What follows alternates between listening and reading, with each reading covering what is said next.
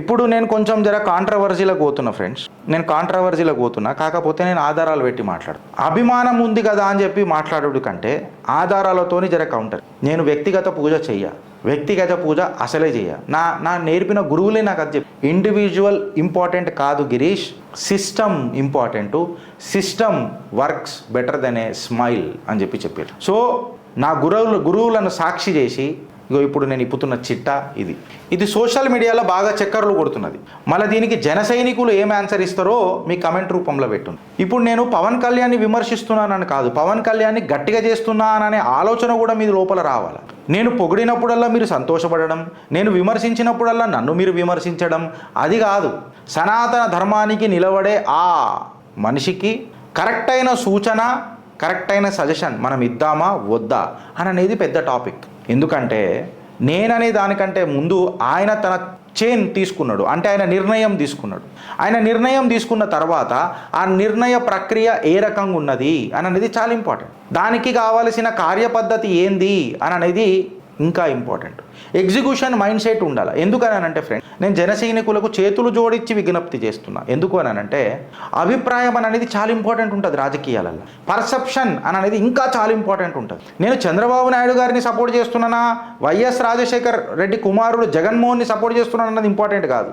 జన సైనికులను are to that matter జనసేనాని ఇంకా బలంగా చూడాలనుకుంటున్నా అనేది నా ఉద్దేశం. అట్లీస్ట్ ఒక మొగోడు సనాతన ధర్మం మీద మాట్లాడిండు దక్షిణాన. సనాతన బోర్డు కావాలే, ఎందుకు ఉండొద్దు అని చెప్పి నిలదీసిండు ఒకడు దక్షిణాన. ఆ జన సైనికుడే, జనసేనానే ఇవాళ జన సైనికుడు, ఇవాళ సనాతన సైనికుడు అయ్యిండు అని చెప్పి నేను ప్రతిసారి మీకు పరిచయం చేస్తూ వచ్చిన. సో ఆ సనాతన సైనికుడు ఆర్ టు దట్ మ్యాటర్ మన జన సైనికుడిని నేను ఒక ప్రశ్న ఇస్తున్నా. ఏమని అడుగుతున్నానంటే, మనము ఆ టాపిక్ వచ్చినప్పుడు మాట్లాడినప్పుడు ఫైన్ సార్, నేను కాదని అంటలేను. అరే మీరు ఒకసారి అర్థం చేసుకోండి, నేను కూడా ఒక జనసేనాని లెక్కనే మాట్లాడుతున్నా.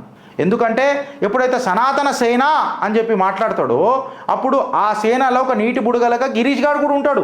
బట్ మన అడుగులు కరెక్ట్గా లేకపోతే ఈ బుడగ బుడ్డుమని బస్ట్ అయిపోయింది అనుకో, ఒక బుడగ పోతుంది మనది.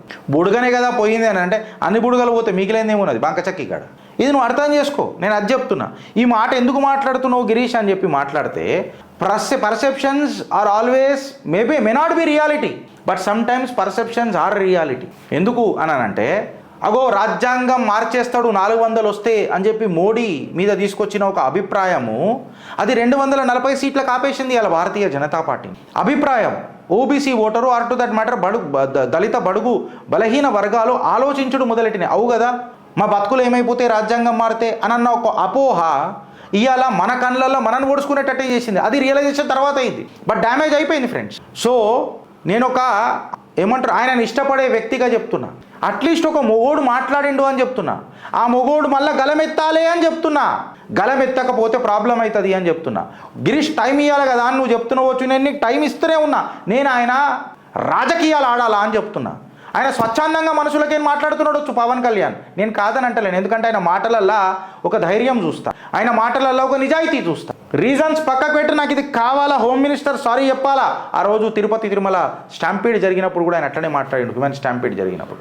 సో నాకు కనిపించే నిజాయితీ ఇవాళ దాన్ని చూడాలా అని చెప్తున్నా. ఎందుకంటే నాలాగా చాలామంది ఆయన మీద ఆధారపడి ఉంటారు. సనాతన ధర్మం ఒకడు మాట్లాడుతున్నాడు కదా, ఒక సైనికుడై మాట్లాడుతున్నాడు కదా, జనంలో నుంచి వచ్చిన సైనికుడు మాట్లాడుతున్నాడు కదా అని చెప్పి ఆలోచిస్తాను. నేను మీకు సూచన ఇస్తున్నాను, ఆయన ఏడ్చి సావకుండ్రి, కలిసి కొట్లాడదామని అంటున్నా. నేను గలమెత్తుతామని అంటున్నా. మన బలం పెంచుకుందాం, మన బలగం పెంచుకుందాం, మన బాధ్యత తెలుసుకుందాం, బరువు మోద్దాం, బద్దల్ భాషింగాలు చేద్దాం. మీలో ఒకడిగా మాట్లాడుతున్నా. ఈ మాట ఎందుకు మాట్లాడుతున్నానంటే, తిరుమల తిరుపతి దేవస్థానం దగ్గర ముంతాజ్ హోటల్ పైన జరుగుతున్న లొల్లికి ఇప్పటిదాకా పల్లెత్తు మాట ఆయన నోటి నుంచి రాలేదు అని చెప్పి సోషల్ మీడియాలో సర్క్యులేట్ అవుతుంది. అక్కడ ముంతాజ్ హోటల్ వద్దు అని చెప్పి స్వామీజీలు ధర్నాలు చేస్తున్నారు. అక్కడ ఈ స్వామీజీలకు పవన్ కళ్యాణ్ మద్దతు తెలుపుతాడా లేదా అని చెప్పి సోషల్ మీడియాలో సర్క్యులేట్ అవుతున్నది. సనాతన బోర్డ్ అనంటే కేవలం ఒక రాజ్యాంగం కాదు ఫ్రెండ్స్, అణువు సనాతనం. అండ్ మోర్ ఓవర్ నా సనాతనంలో మీరు ఒకటి గుర్తుపెట్టుకొని ఏందనంటే, survival of the weakest is our dharma. అంటే అత్యంత బలహీనుడు కూడా బతకాలి అనేది నా ధర్మం. సర్వైవల్ ఆఫ్ ది ఫిట్టెస్ట్ అనేది పాశ్చాత్య ధర్మం. ఇక్కడ బలహీనుడు కూడా బతకాలి అనేది నా సనాతనం. మమతల హోమం నా సనాతనం. పుణ్య సనాతనం నిత్య నూతనం అని ఊకనే అనలే. ఇవాళ అక్కడ స్వామీజీలందరూ అక్కడ దీక్ష చేపట్టింది. ఇది ఫస్ట్ పర్సెప్షన్. ముంతాజ్ హోటల్ పైన జనసేనాని సనాతన సైనికుడు పవన్ కళ్యాణ్ గారి స్టాండ్ ఏంది? ఎస్, రాజకీయాలల్లో ఉండనీకే, రాజకీయాలు ఆడనీకే కూటమిలు ఇంపార్టెంటా? ఎస్, కూటమిలు important. But at the end of the day character is more important. మన క్యారెక్టరిస్టిక్ ఏంది? ఐఎమ్ నాట్ టాకింగ్ అబౌట్ ఆయన నేను క్వశ్చన్ చేస్తలేను, ఆయనకు సూచనిస్తాను. ఒక జనసేనాని లెక్క నేను సూచనిస్తాను. దక్షిణాన మాట్లాడిన దళపతి, సనాతన దళపతికి నేను సూచనిస్తున్నాను. నా అవకాశం కూడా ఉండకపోవచ్చు, మీరు కమెంట్లు పెట్టకంటే ముందే నేను చెప్తున్నాను. వాటి అభిప్రాయం ఏంది అనేది మనం ఆలోచించి, ఇయాలటి రాజకీయం కొరకు నేను మాట్లాడతలేను, మన ధర్మం కొరకు నేను అనంత విశ్వాసం కోసం గురించి మాట్లాడుతున్నాను. అగ్నితో అలకాలా అని చెప్తున్నా ఈ నా కొడుకులకు సూచనిస్తాను. ఈ మాట ఎందుకు మాట్లాడుతున్నావు గిరీష్ అని అంటే, తణుకులో కూడా ఫ్రెండ్స్ ఒకసారి మీరు గుర్తుపెట్టుకుంటారు ఏందనంటే, తణుకులో కూడా లేహం ఫుడ్ ఫ్యాక్టరీ ఏదైతే ఉందో ఏ అనుమతులు లేకుండా స్లాటర్ హౌస్ నడుపుతున్నది. ఒక నోటెడ్ అధికార పార్టీ ఎమ్మెల్యే మద్దతుతో ఏ బలం లేకున్నా కూడా అన్ని బలగాలు ఆయననే అయిపోయి అన్ని దళాలు ఆయన చేతిలో పెట్టుకొని ఈ లేహం ఫుడ్ ఫ్యాక్టరీని నడుపుకుంటా అక్కడ నీరుని, వాతావరణాన్ని, భూమిని, ధరణిని, చెట్టుని, పుట్టని కలుషితం చేస్తున్నాడు. ఆ వాసన భరించలేకపోతున్నాం అని చెప్పి తణుకు ప్రజలు కంప్లైంట్ ఇస్తుంటే పంచాయతీరాజ్ కమిషన్ లేదు, ఏం లేదు. ఇన్ఫ్యాక్ట్ ఒకటి మీరు గుర్తుపెట్టుకోవాల్సింది కూడా ఏందనంటే, వాళ్ళ దగ్గర లైసెన్స్ కూడా లేదు ఎక్స్పోర్ట్ది. అండ్ యూ నో ఎంత పెద్ద ఫ్యాక్టరీ అది. ఒక పశువు లోపలికి పోయింది అని అంటే 8 minutesలో ప్యాక్ అయ్యి బయటికి వెళ్తుంది అది. అంటే ఎంత టెక్నాలజికల్ అడ్వాన్స్ మెషిన్స్ ఉన్నాయో ఒకసారి అర్థం చేసుకో. ఇక్కడ పల్లెత్తు మాట మాట్లాడలే జనసైనికుడు. ప్రాబ్లం అది.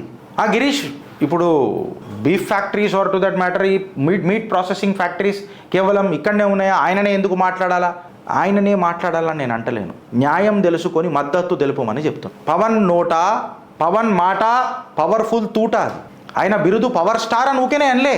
ఆయన మాటకు వేటేజ్ ఉన్నది, ఆయన మాటల నిజాయితీ ఉన్నది, ఆయన రాజకీయంలో నిష్ఠ ఉన్నది, ఆయన నడవడిల నిబద్ధత ఉన్నది. ఈ కార్యపద్ధతి చూసి ఆయన నిర్ణయ ప్రక్రియ ఏంది అని చెప్పి అడుగుతున్నా నేను. గంతే. ఏ ఆధారాలు లేకుండా గిరీష్ అనేటోడు మాట్లాడాడు. ఏ ఆధారాలు లేకుండా కూడా కోర్టులు స్టే అయ్యాయి. కోన్కిస్కా గొట్టం పవన్ కళ్యాణ్ని విమర్శించేంత కెపాసిటీ అన్నది. ఈ మాట నేను ఎందుకు మాట్లాడుతున్నానంటే, ఇది అధికార పార్టీకి కనబడలే, ఆడ ఉన్న ఒక అంధకార పార్టీకి కూడా కనబడలే. హల్లెలూయా పార్టీ టైంలో కూడా, అట్లీస్ట్ హల్లెలూయా పార్టీ ఉన్నప్పుడు కొన్ని రోజులు ఈ ఫ్యాక్టరీ మూతపడ్డది. హల్లెలూయా పార్టీ పోయి ట్రింగ్ పార్టీ వచ్చిన తర్వాత డింగ్ డాంగ్ అయిపోయింది ఇది లేహం ఫుడ్ ఫ్యాక్టరీ. ఆడ ఏం పీక్తో పీక్కోనే నడుపుకుంటానన్నారు.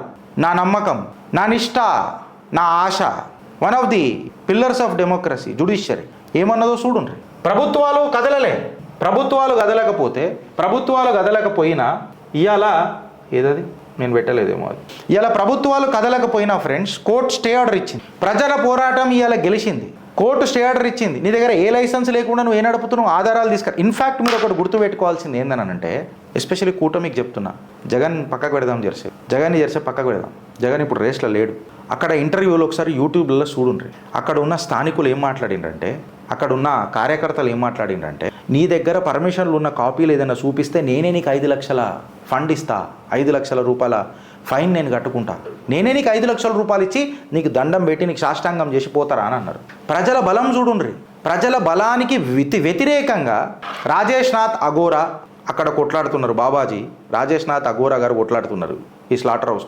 గోసుల శ్రీనివాస్ యాదవ్, వీళ్ళందరి కృషి ఇలా ఫలించింది. కోర్టు స్టే ఆర్డర్ ఇచ్చింది. ఆ లోపల ఎవడు పని చేస్తుండో మనకు తెలుస్తలేదు. మళ్ళీ ఎవడు ఏ మతస్థుడు ఉద్యోగాలు పక్కకు పెడదాం, ఎవడు మన దేశీయుడు అనేది చర్చ జరగాలన్నా వద్దా నేను మిమ్మల్ని అడుగుతున్నా. ఇటు ముంతాజ్ హోటల్ అయినా, మళ్ళీ ఇటు తణుకు స్లాటర్ హౌస్ లేహం ఫుడ్స్ అయినా పర్మిషన్లు లేకుండా నడిపితే మేము ఇట్లానే నడుపుతాం, ఏం చేసుకుంటావు చేసుకో అననే మోతబరి ఏంది అని అడుగుతున్నా. పల్లెత్తు మాట గలం లేవట్టి, గొంతు లేవట్టి ఈ నా కొడుకుల ఛాతి మీద గడ్డపార దించాలనా వద్దా రాజ్యాంగబద్ధంగా అని చెప్తున్నా. అప్పుడు అధికారం పార్టీ పీక్కడలు కడుతుందా తెలుగుదేశం పార్టీ అని అడుగుతున్నా. జన సైనికులు ఇలా మౌన సైనికులైనరా అని చెప్పి నిలదీస్తున్నా. హల్లెలూయా పార్టీ ఏ అవలోతనం చేస్తున్నది అని చెప్తూ, అక్కడ ఉన్న కాషాయ పార్టీ ఏడుదాకా ఈ సమస్యను తీసుకొచ్చిందని చెప్పి అడుగు. సామాన్యులు ప్రజలు ఇబ్బంది కలుగుతుందని చెప్పి మాట్లాడితే ప్రజాప్రతినిధులై మనం ముంగడు రామా. మళ్ళొకసారి పోరాడితే ఏం పోతుంది? ఓటమి అయితే ఓటమి అయితే నీకు గెలుపు కారణాల ద్వారాలు తెరుస్తాయి. ఇది యాద పెట్టుకోండి. నువ్వు ఓడిపోతే ఓడిపోయినావని చెప్పి కుసునుడు కాదు, గెలుపు ద్వారాలు ఎట్లా తెలుసుకోవాలన్న ప్రయత్నం మొదలవుతుంది నీ లోపల, ఆ సంకల్పం గట్టిగా అవుతుంది. సో నేను తీసుకున్నది ఇలా, నేను మాట్లాడిన మాట మీరు విమర్శలాగా తీసుకోకుండా ఎదగండి, ఆలోచించండి. ప్రజల పక్షాన ఉంటానన్న జన సైనికులు మీరు. నాకు వేరే పార్టీలతోని పెద్దగా ఏమంటారు ఎక్స్పెక్టేషన్స్ లేదు. ఎందుకంటే మీరు అడుగు ముంగటేసి మాట్లాడండి. ఆ మోతబరి చూపించింది ఆ మొగోడు పవన్ కళ్యాణ్. పవన సుతుడై కళ్యాణానికి ద్వారాలు తెరిచింది. ఒక ధరణి పుత్రుడై దరిద్రాన్ని కడిగేస్తా అన్న ఒక ఆశ చిగురించేటట్టు చేశాను. ఆంధ్ర తెలంగాణ అన్న బార్డర్లు పక్కకు పెడదాం, అది రాజకీయంగా బార్డర్లు అవి. ఇప్పుడు ఒక ఫోన్లో 2 సిమ్ములు ఉన్నాయా? సనాతన ధర్మానికి ఒక సనాతన సైనికుడై మాట్లాడిండు. సో ఆ ముంతాజ్ హోటల్కి గడ్డపార దించుదామా లేదా అన్నది క్వశ్చన్. సెకండ్ క్వశ్చన్, ఈ లేహం ఫుడ్స్లో మనం ఎందుకు చైతన్యం చూపెట్టలేదు అన్నది ఇంకొక క్వశ్చన్. మేము మాట్లాడింది ఏమన్నా తప్పైతే మమ్మల్ని ఉత్కారేయండి ఫ్రెండ్. జర ఎమోషనల్గా కాకుండా నిజాయితీగా రాజకీయాలు పక్కకు పెట్టి ఎవిడెంట్ బేస్ రివ్యూ చేసుడు మొదలెట్టుండ్రి. ఆలోచిస్తారా లేక అనుభవిస్తారా? ఇది చెప్పిన తర్వాత తెలంగాణలో కూడా ఒక డంప్ యార్డ్, గుడ్డిమాలెం డంప్ యార్డ్ అనేమో అంటున్నారు దాన్ని. దాని మీద చిత్రగుప్త్ జర స్టడీ చేస్తుంది. నాకు కొంతమంది కార్యకర్తలు ఫోన్ చేసిండ్రు అక్కడి నుంచి, అన్న ఇట్లా అవుతుంది, జర చిత్రగుప్తుల దాని మీద మాట్లాడాలని, మా జీవితాలు సంకనాకుతున్నాయి అన్న, పట్టించుకుంటలేరన్న, కొన్ని 100 ఎకరాలు మాకు నాశనం అయిపోతుందన్న, మేము బతకలేకున్నామన్నా, ఇది షిఫ్ట్ చేయాల్సిందే అని మాట్లాడతారు. ఇవాళ బీఆర్ఎస్ ముసలి కన్నీళ్లు గారుస్తున్నది. వెనకటికి ఇదే బీఆర్ఎస్ అక్కడ పర్మిషన్. దీని మీద ఒక చర్చ చిత్రగుప్త్ ఎక్స్క్లూజివ్గా 1 or 2 డేస్లో మేము ముంగట పెడతాం ఫ్రెండ్. భారత్ మాతాకి జై.